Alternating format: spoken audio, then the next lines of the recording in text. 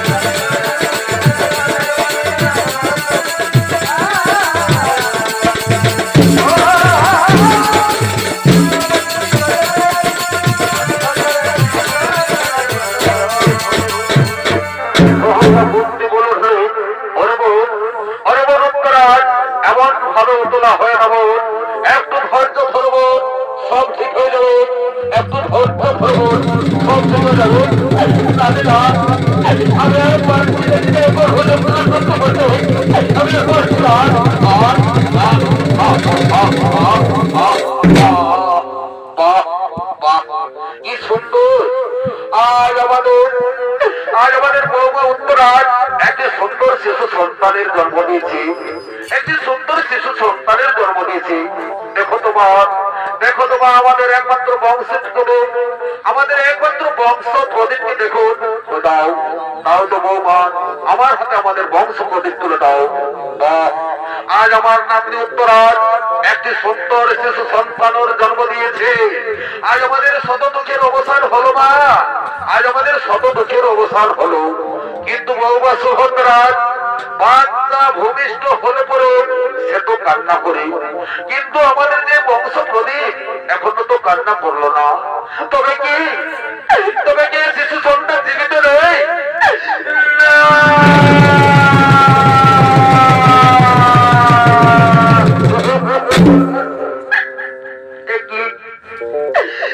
শুনলাম আজ আমি যে শিশু সন্তানের জন্ম দিয়েছি তাকে কেন আমি পৃথিবীর আলো দেখাতে পারলাম না? আজ আমি যে সন্তানের জন্ম দিয়েছি তাকে কেন আমি পৃথিবীর আলো দেখাতে পারলাম না? এ আমার পর্বতের ফল, আমি তো জীবনে কোনোদিনে পর্বত করিনি, তাহলে কেন সন্তানের জন্ম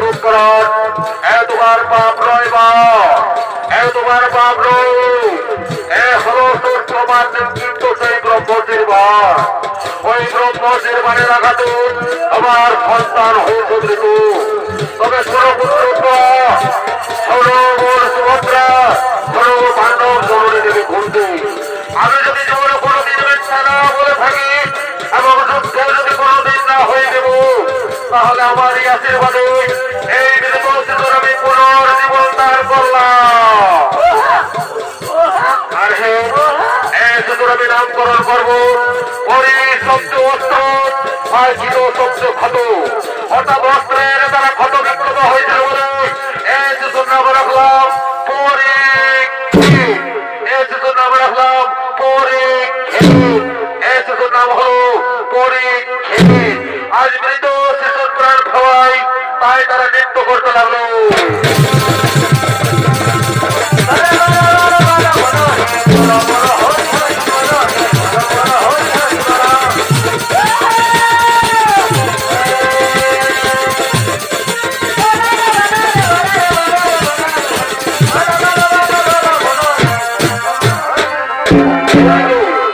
এদিকে দ্বারকা নগরের খুব সন্নিকটে রয়েছেন এক মহান তীর্থক্ষেত্র নাম হলো তার পিণ্ডারক তীর্থ এই পিণ্ডারক তীর্থে মহান ঋষিগণ ঋষি বিশ্বামিত্র ভৃগু কণ্ঠ এবং দুর্বাসা তারা তপস্যার হেতু আগমন করতে চলেছে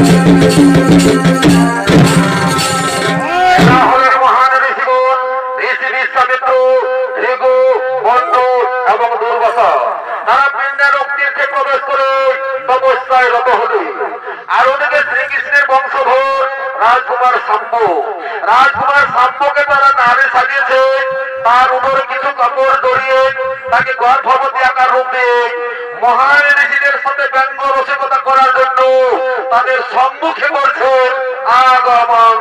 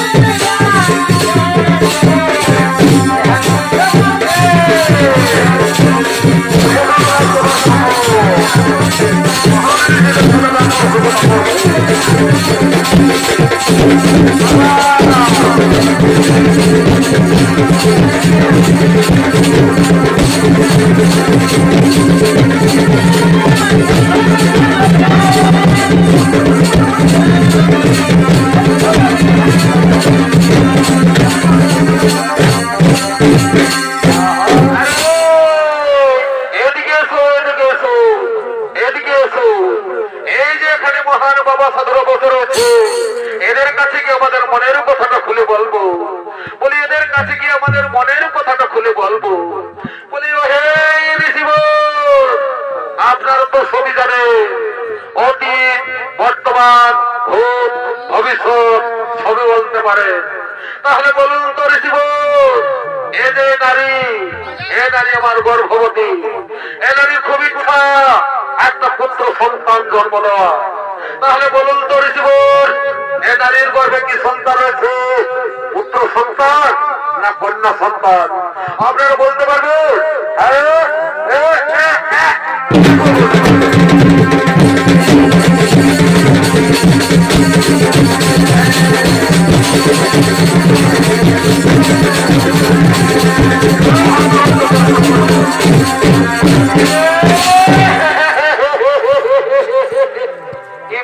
বাবা সব গুটাইল, আমার মান সম্মান সকল গুটাইল। বলি সারা 2-3 মাস হলে ঢাকালে নিয়ে এসে খচখচে বলেছে, দেখ নম্বর পেটের ভিতর কি সন্তান আছে, দেখ নম্বর পেটের ভিতর। এদিকে আয়, এই যে এখানে বাবা সাধুরা বসে রয়েছে, এদের একে একে জিজ্ঞেস করি আমাদের মনের কথাটা। বলে হে বাবা সাধু, আপনার তো বাবা একেবারে কানে বাবলা, অতীত বর্তমান ভূত ভবিষ্যৎ সবই বলতে পারে। তাহলে এই যে আমার নারী, এ নারীর খুব ইচ্ছা একটা পুত্র সন্তান জন্ম দেওয়া। তাহলে বলুন তো বাবা সাধু, এ নারীর গর্ভে কি সন্তান রয়েছে?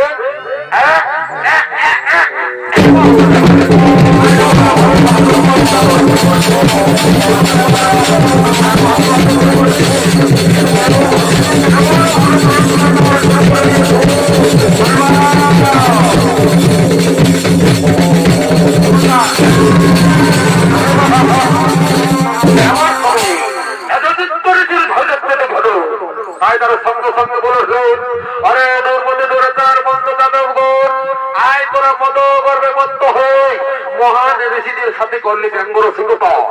এই জন্য তোদের করবো কি আর কহিবর মন্দ যাদব গোর, মুসল হইবে নারীর গর্ভে কুলের রাখো। আর সেই মুসল হইতে হইবে তোরা যদুবংশ, যদুবংশ, যদুবংশ।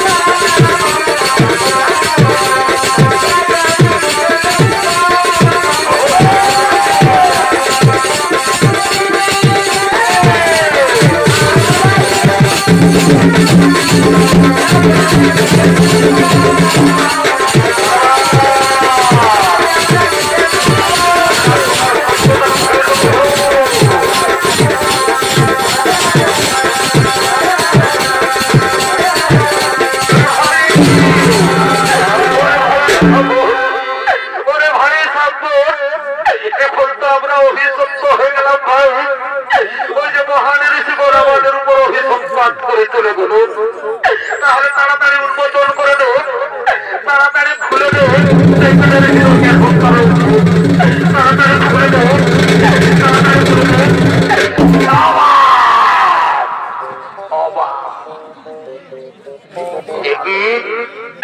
একই ভাই সব এইভাবে তো মহান ঋষিবর আমাদের উপর অভিসম্পাদ করে চলে গেল। তাদের তো প্রথম বাক্যটি প্রতিফলিত হয়ে গেল রে ভাই সাম্ব। এইভাবে যদি দ্বিতীয় বাক্যটি প্রতিফলিত হয়ে যায়, তাহলে তো সত্যি আমাদের এত বড় যদুবংশ হইবে ধ্বংস। কিন্তু আমাদের যাহাতে এত বড় যদুবংশ না হয়ে ধ্বংস, এই জন্য আমরা এই মুসল টুকরোকে ছুটিয়ে দেব সেই প্রভাস তীর্থের কুলে, এবং সেখানে গিয়ে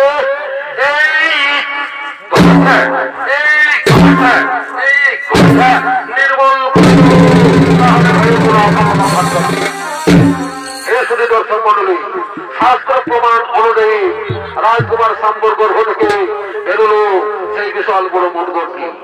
তাই দক্ষিণের যাদব যুবকরা ওই ওই মুসলটুকু গিয়ে শুনে করলেন প্রভাস তীর্থের কুলে, সেখানে তারা পালা করে ঘষতে লাগলেন। ঘষতে ঘষতে যখন লোহরা হুড়ি ছোট হয়ে যায়, তাকে আর উপেক্ষা না করে নিক্ষেপ করলেন সাগরের জলে। সাগরের জলে ছিল মাছ, মাছ অবশ্য তাকে খাবার মনে করে খেয়ে ফেললো, কিন্তু মাছের পেটে তো লোহ হজম হয় না, তাই অবশেষে ধরা পড়লো এক ধীবরের জালে। তারপরে দিকে লোহ এবং পাথরের ঘর্ষণের ফলে সমুদ্রের কিনারে যে ক্ষুদ্র ক্ষুদ্র কোনা জমেছিল তারকা থেকে প্রভাস পর্যন্ত, সেখানের কি অলৌকিক ব্যাপার। লোহা তো বীজ নয়, তবুও জন্মালো এক ধরনের ঘাস, নাম হলো তার একটা ঘাস, আর ওই একটা ঘাসই হলো অধিবংশের কারণ। তাই এদিকে যাদব যুবকরা আজ মদগর্বে মত্ত হয়ে জলক্রিয়া করার জন্য আগমন করছে।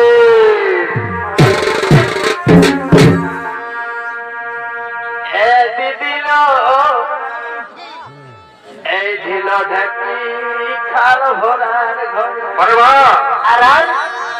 ভাই দিল দিল ঢাকি খাল ভরার ঘরে এ সময় আছে হলো এবার সময় আছে আমকে জানে মানে এ দিল ঢিল ঢাকি খাল ভরার ঘরে আর খাবার বেলায় কুড়া কুড়া আর কামের বেলায় সরবরা এগো খাবার বেলায় কুড়া কুড়া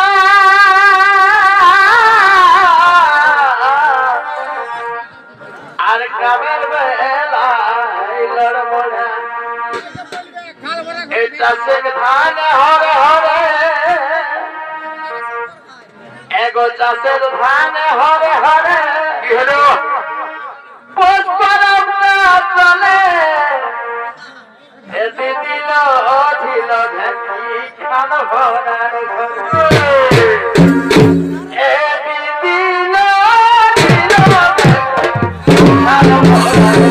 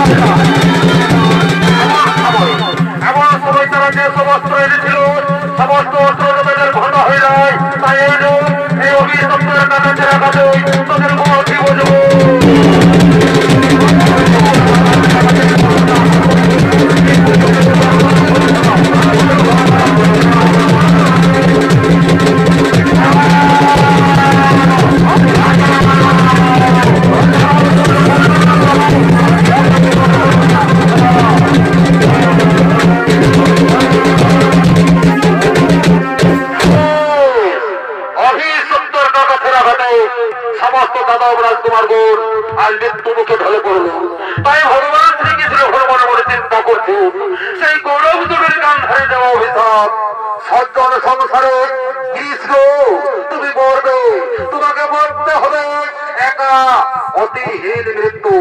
তাই ভগবান শ্রীকৃষ্ণ এই শঙ্খ চক্র গদা পদ্ম চতুর্ভুজ রূপ ধারণ করে অসন্ত বৃক্ষ বলে বসে রয়েছে। আর ওদিকে যারা নামে এক লোক আগমন করছেন শিকারের সন্ধানে।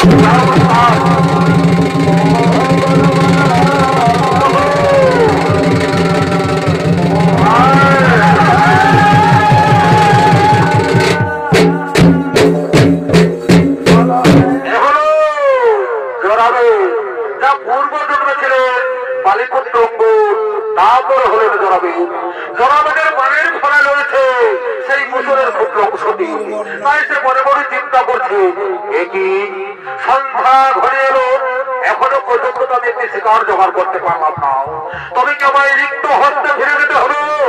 কিন্তু না, আমি তো কিছুতেই রিক্ত হস্তে ফিরে যাব না। ওই তো অদূরে কেন একটা হরিণের মুখ দেখা যাচ্ছে। এতক্ষণে জোড়াবেদের ভ্রম হয়েছে। ভগবান শ্রীকৃষ্ণের পুরো অবয়ব দেখতে না পেয়ে তার রাঙা তরুণকে হরিণের মুখ ভেবেছে। হ্যাঁ, ওখানেই তো হরিণ শিশুটি বসে রয়েছে। ওখানে ওই হরিণ শিশুকে আমি এইভাবে শিকার করবো, এইভাবে আমি শিকার করে বাড়ি নিয়ে ফিরে যাবো। এইভাবে আমি শিকার করবো।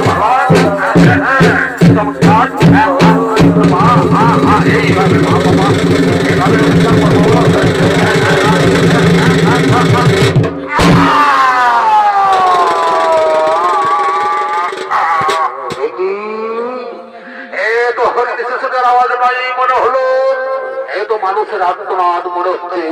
আমি এগিয়ে দেখি যান সেই হরিণ শিশুদের করুণ আত্মনাদ, মানুষের আত্মচিৎকার। আমি এগিয়ে দেখি না সেই হরিণ শিশুদের আওয়াজ, মানুষের করুণ আত্মনাদ। আমি এগিয়ে দেখি না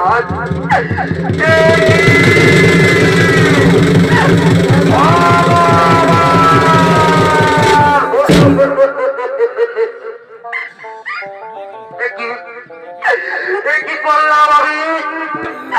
তার নাম বললে মানুষের অজ্ঞান অন্ধকার দূর হয়ে যায়।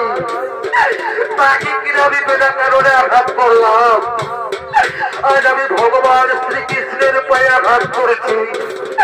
আজ যে পাপ করেছি, এ পাপের আমার কোনদিন কোনো ক্ষমা হবে না। আজ আমি ভগবান শ্রীকৃষ্ণের পায়ে ক্ষমা করেছি না, এ পাপের কোনো ক্ষমা হবে না। আপনি আমায় বধ করুন, রাজরা। এ তোমার পাপ নয় যারা, এ তোমার পাপ নয়। মনে পড়ে যারা সেই ত্রেতা যুগের কথা। ত্রেতা যুগে আমি ছিলাম দশরথ পুত্র রামচন্দ্র, আর তুমি ছিলে সেই বালিপুত্র অঙ্গ। গাছের আড়াল থেকে যখন আমি তোমার পিতাকে হত্যা করেছিলাম, তখন তুমি আমার কাছে এসে বলেছিল আমি যেন পিতার হত্যাকারীর প্রতিশোধ নিতে পারি। তখন তোমায় আমি আশীর্বাদ দিয়ে বলেছিলাম তোরা এই যুগে নয়, পর যুগে। তাই পর যুগে আমি হয়েছি ভগবান শ্রীকৃষ্ণ, আর তুমি হয়েছ তোরাদের। আমার ইচ্ছা অনুসারে কাজ করেছো তোরা, আমার ইচ্ছা অনুসারে কাজ করেছো। এ তোমার পাপ নয়, এ তোমার পাপ নয়। না প্রভু, এ পাপের কোনো ক্ষমা হবে না প্রভু। আমরা যখন আমি তোমার সর্বত্রে করবো, আমরা আমায় যখন আঘাত করবো, আপনি আমায় ভোট করুন, আপনি আমায় আমি তোমায় বলছি এ তোমার পাপ নই, আমার ইচ্ছা অনুসারে কাজ করেছো। তাই তোমার প্রাপ্য সেই সর্বলোকে চলো আমার সাথে গোলকে, আমার সাথে চলো গোলকে, আমার সাথে চলো গোলকে, আমার সাথে চলো গোলকে। তাই ভগবান শ্রীকৃষ্ণ এতক্ষণ তারকাপুরীর উদ্দেশ্যে বলছে, এ আমার তারকাপুরীর প্রজাবৃন্দগণ, তোমরা ইন্দ্রপ্রস্থে চলে যাও।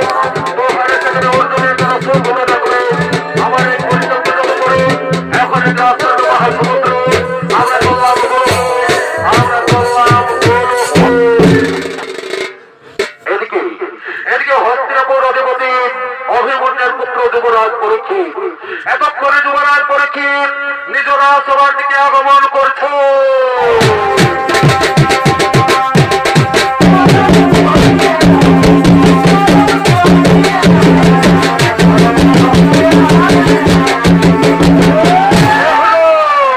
হস্তিনাপুর অধিপতি অভিমন্যুর পুত্র যুবরাজ পরীক্ষিত এতক্ষণে যুবরাজ পরীক্ষিতের ভূমিকায় আপনাদের মহান মঞ্চে মিথ্যাভিনয় করে দেখাবো। ইনি হলেন ওস্তাদ গিয়াসউদ্দিন আনসারীর জ্যেষ্ঠ তনয় কাইমউদ্দিন আনসারী।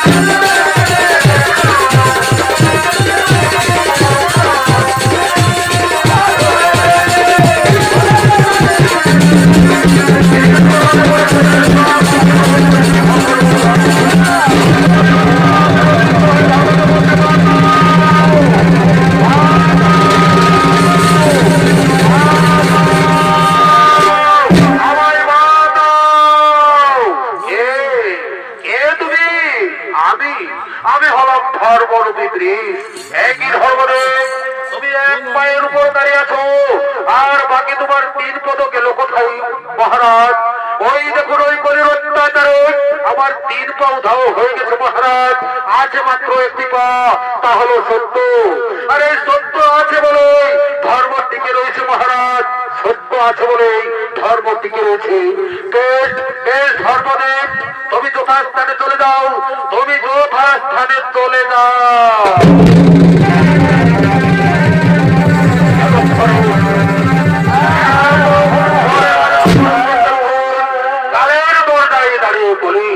তাই কলির দিকে অগ্রসরের সঙ্গে সঙ্গে বলেছেন, কে কে তুমি আর কি বা কারণে তুমি ধর্মরূপী দৃশ্যের উপর আঘাত হানছ?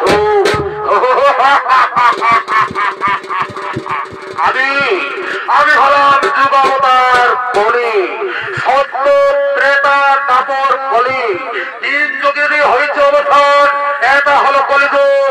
তাই আমার থাকার জায়গা দিন মহারাজ। আমার রাজাতে তো কলির স্থান কোনোদিন হবে না। আরে দুষ্ট মতো দুর্কুলাঙ্গার প্রবিষ্ট হওয়া নয়, এটি যাবার সম্ভব হলো বললেই কি হয় মহারাজ? তব স্থানিত দরবার যে খণ্ডিত করে ফেলবো, তাহলে কোথায় কোথায় মন্ত্রী সেনাপতি সৈন্য নিজ মহিমা প্রকাশ করা হয়।